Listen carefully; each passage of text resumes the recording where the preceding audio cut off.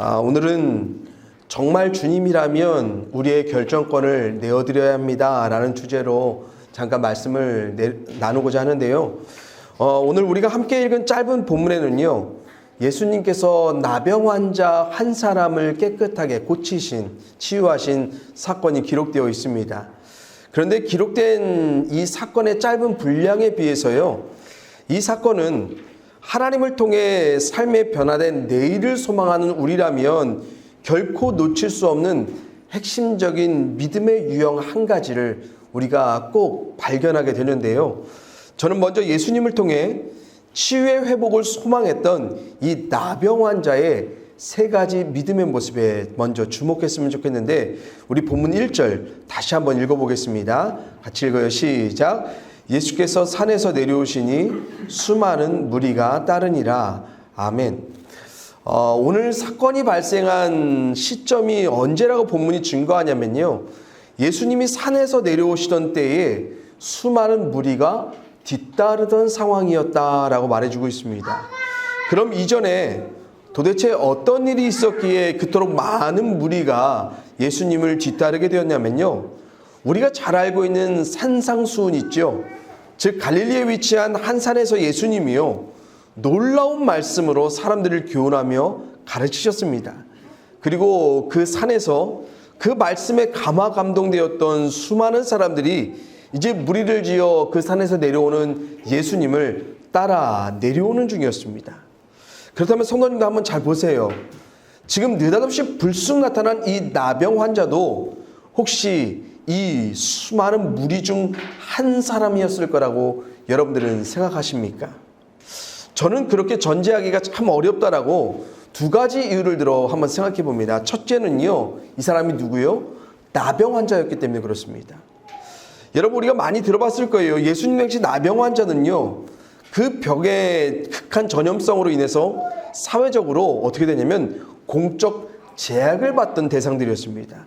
또한 유대 사회에서는요, 천벌을 받은 것으로 여겨졌던 질병이 바로 이 나병이었어요.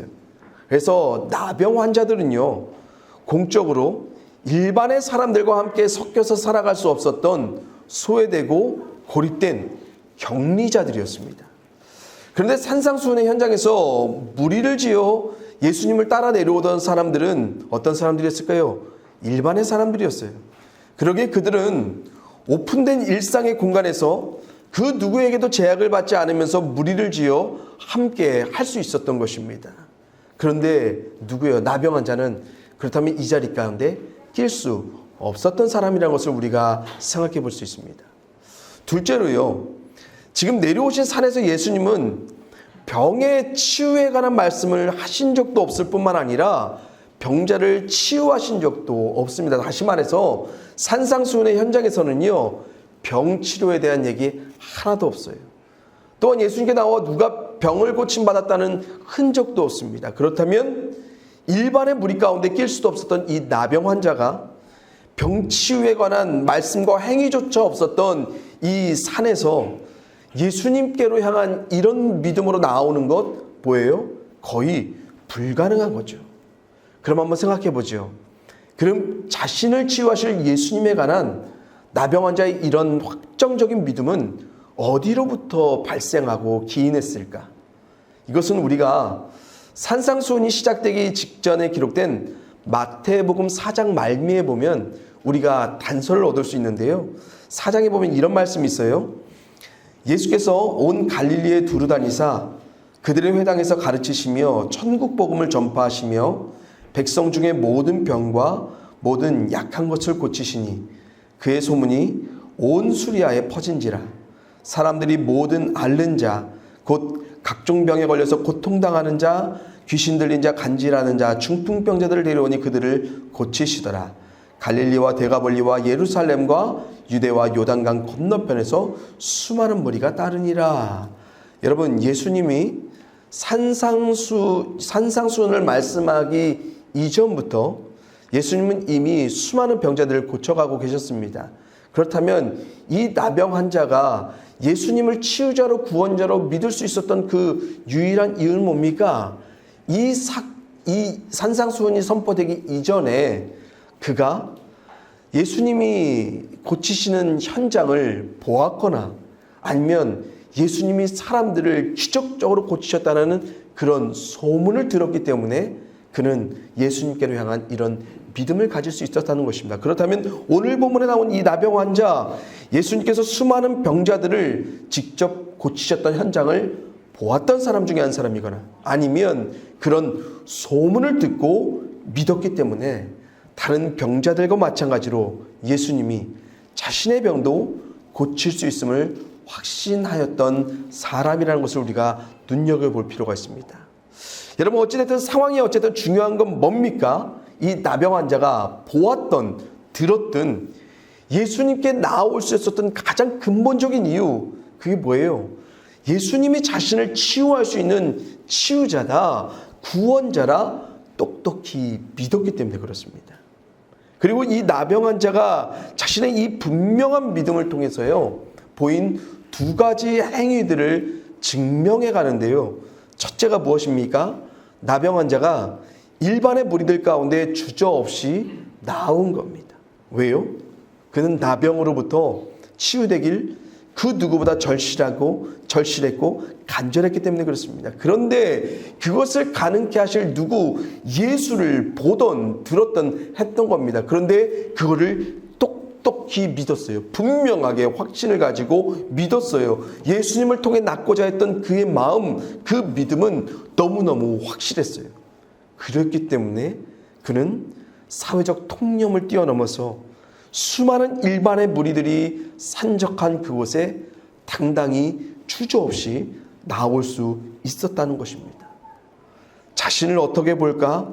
사람의 시선을 걱정하고 염려했다면 나올 엄두 내지 못했을 거예요. 사회적 제약이 두려웠다면 아예 시도조차 하지 않았겠죠.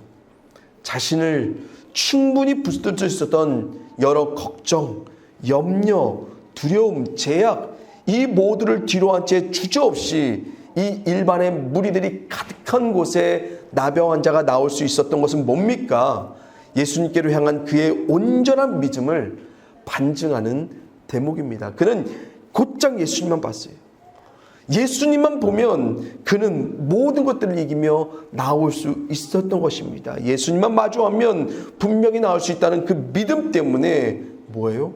나온 거예요. 왜 안 나와요? 왜 못 나와요? 모든 이유를 뒤로한 채 진짜 믿음이 있다면 우리는 그분께 나아갈 수 있는 것입니다. 둘째는요, 나병 환자가 예수님께 나와 보인 행위, 즉 이전의 말씀과 같이 그가 예수님께 무릎을 꿇고 절을 했다는 것입니다.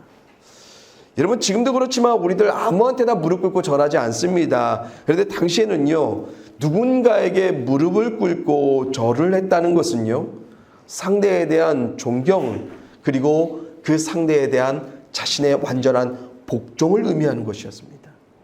다시 말해서 이 나병 환자는 예수님 앞에 무릎 꿇고 절함으로 이미 자신의 모든 것들을 겸손히 예수님 앞에 맡겼다는 것을 우리는 알 수 있습니다.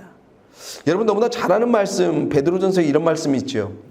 그러므로 하나님의 능하신 손 아래에서 겸손하라. 때가 되면 너희를 높이리라. 여러분, 우리가 누구 앞에서 무릎 꿇어 겸손해야 되는 겁니까? 지금 나병 환자가 예수님 앞에 무릎 꿇은 이유는 뭐예요? 예수님은 자신을 치유하실 능한 존재라는 것을 그는 믿었던 거예요. 그래서 그는 나오자마자 거침없이 그분 앞에 무릎을 꿇고 절을 하며 겸손하게 나아갔다는 것입니다. 여러분, 지금까지 제가 말씀드린 이 세 가지요. 첫째로 자신을 치유하실 예수님을 온전한 치유자, 구원자로 믿고요. 둘째로 구원자이신 예수님을 향해 모든 제약을 뛰어넘어 나아오고요. 마지막으로 능하신 주님 앞에 겸손히 나온 이 나병 환자에게 예수님 어떻게 하십니까? 결국 깨끗함을 받게 하는 은혜를, 기적을 허락하십니다.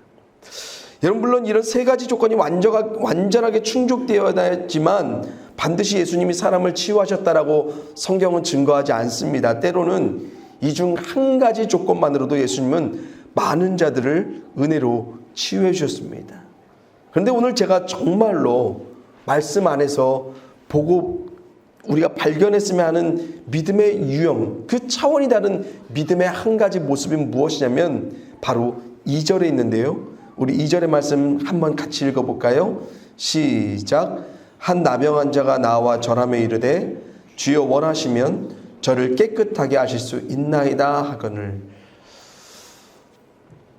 여러분, 이 나병 환자를 통해서요, 우리가 정말로 주목해야 될 믿음이 무엇이냐면요, 자신이 간절히 원하던 변화의 결과, 그 소원의 결정을 이 사람이 누구 원함에 맡겨요?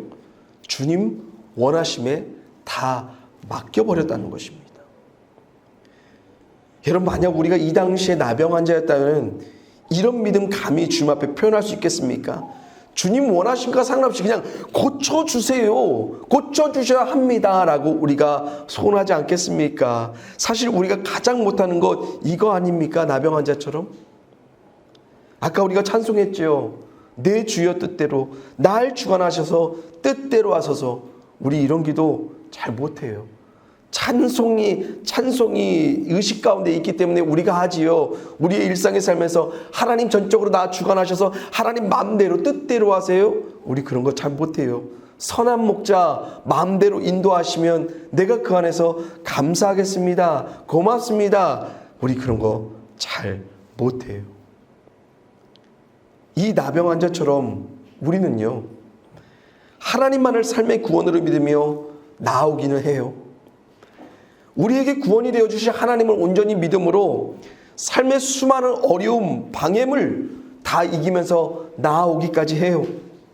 그래서 우리가 하나님의 능한 손 아래서 무릎 꿇고 간절히 소원하기는 해요. 그런데 이 세 가지가 우리에게 충족되면 우리는 어떤 결과를 소원해 갑니까?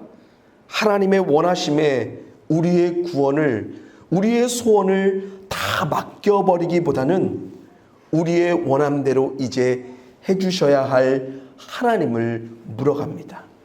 그리고 하나님의 결정권을 우리 안에서 결정해가요. 하나님이 들어주셔야 된다고요. 내가 이만큼 믿음의 모습을 하나님 앞에 보였다면, 내가 이런 믿음의 행위로서 하나님 앞에 나왔다면 이제 하나님의 원함이 아닌 나의 원함대로 하나님이 결정해 주셔야 된다고 생각해요. 그래서 이루어 주실 그분에 대한 온전한 믿음으로 기대와 소망으로 나왔지만 우리는 거기서 누구요? 주실 분이 마음대로 결정하셔서 주셔도 된다라는 그런 믿음을 잘 갖지 못합니다. 그래서 하나님과 관계한 우리 신앙 가운데 드러나는, 이런 표현 써도 됐는지 모르겠는데, 굉장히 저급한 신앙의 모습 한 가지가 무엇인 줄 아십니까? 그것은 바로 우리의 믿음을, 그리고 그 믿음에 뒤따르는 행위들을 하나님의 결정권을 놓고 거래하며 실갱이를 벌인다는 것입니다. 그래서 우리가 하나님께 나아오는 그 믿음에는 언제나 뭐예요? 거래의 목적이 있어요. 우리가 믿음으로 행했다는 많은 행위들에는 정말 감사함으로 은혜로 하나님 앞에 자연스럽게 행했다기보다는 인위적으로 계산된 행위들, 그래서 자신의 이런 행위들로 자신이 결정한 기대와 소망을 하나님을 통해 이루고 싶은 우리의 계산된 목적이 있었다는 것입니다. 그러나 사람을 외모로 보지 않으시고 그 중심을 바라보시는 하나님이시기에 이런 우리들의 모든 시도들은 언제나 어떻게 됩니까? 무산됩니다. 무답으로 끝납니다. 성도님들, 가만히 올 한 해를 잠깐 돌이켜보세요. 우리가 거듭해서 신앙생활 가운데 하나님께 실망하고 불평하며 절망했던 이유, 가장 궁극적인 것 무엇이었을까요? 우리가 결정한 소원대로 믿음을 갖고 하나님께 나오지만 하나님이 그 믿음 따라 아무런 반응조차 하시지 않을 때 우리가 하나님께 실망하지 않았습니까? 하나님을 믿고 수많은 믿음의 행위들을 우리가 하나님을 향해 올려냈지만 내가 원했던 그 결과를 하나님이 내어주시지 않아서 내 신앙의 무의미함을, 하나님께로 향한 내 신앙의, 내 사역의 절망을 여러분들이 경험하시지 않았습니까? 그렇다면 왜 그렇습니까? 이유가 너무나 명백해요. 하나님이 결정하시도록 우리의 믿음을 드려본 적이 없었던 것입니다. 하나님이 우리 삶 가운데 결정하시는 그 결과가 가장 선하다는 것을 우리가 한 번도 신뢰하지 않은 채 하나님 앞에 나아갔기 때문에 그렇습니다. 사랑하는 성도님들, 하나님께서 최후까지 우리에게 요구하시는 한 가지 믿음이 있습니다.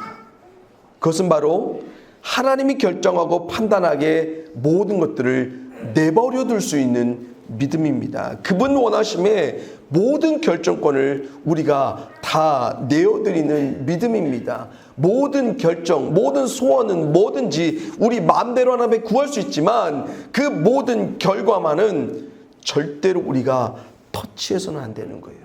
누구의 결정이에요? 하나님의 결정이에요. 우리의 필요를, 우리의 소원을 하나님을 믿음으로 구하는 거 너무 중요합니다.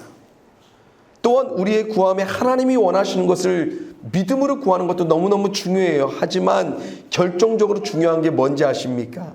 하나님께서 우리의 모든 결정권을 믿음으로 내어 맡기며 그분께서 결정하실 그것을 받아서 우리가 진짜 믿음으로 우리에게 주어진, 우리에게 허락된 그 삶을 살아가 보는 것입니다. 여러분, 사도 베드로가 이렇게 증거합니다. 베드로전서 너무나 유명한 말씀이죠. 너희 염려를 다 주께 맡기라. 이는 그가 너희를 돌보십니다. 아멘. 여러분, 하나님을 믿는 우리가 세상 가운데 마주되는 여러 염려와 걱정을 마주한다면 이 모든 것은요, 우리가 믿음으로 하나님께 다 나와서 맡겨내야 하는 것들입니다. 그리고 우리의 모든 것들을 맡긴 그 믿음의 삶에서 우리가 해야 될 한 가지가 있어요. 뭡니까? 그분께서 돌보아 가실 때까지, 그분께서 결정하셔서 다 하실 수 있을 때까지 우리가 모든 삶을 열어놓는 것입니다. 사랑하는 성도님들, 하나님과의 거래를 멈추십시오. 믿음이든 믿음의 행위든 그것 때문에 하나님의 결정이 내 마음대로 이루어질 것이란 그런 환각을, 그런 착각을 깨뜨려 가십시오. 그리고 우리가 바라는 모든 삶의 결정을 오직 하나님께 내어 맡길 수 있기를 소원합니다. 하나님 원하심에 우리의 모든 변화와 치유와 회복의 결정권을 맡길 때 우리의 삶에서는요, 정말 하나님의 의로서 감사함이 넘치게 되는 그 삶을 믿음으로 마주하게 될 것입니다. 오늘도 우리가 하나님께 나아가는 모든 삶의 순간마다 거듭 하나님의 선한 결정들이 이루어지기를 늘 오픈된 마음으로, 오픈된 믿음으로 바라봤으면 좋겠고요. 하나님께 온전한 영광과 감사를 올려드리며 살아가는 그런 복된 삶이 진정으로 우리의 삶 가운데 이루어질 수 있기를 주님의 이름으로 간절히 축원을 드립니다. 만물의 모든 것을 자신의 결정대로 이뤄가시는 하나님을 우리가 오늘도 겸손한 믿음으로 종된 마음으로 바라봅니다.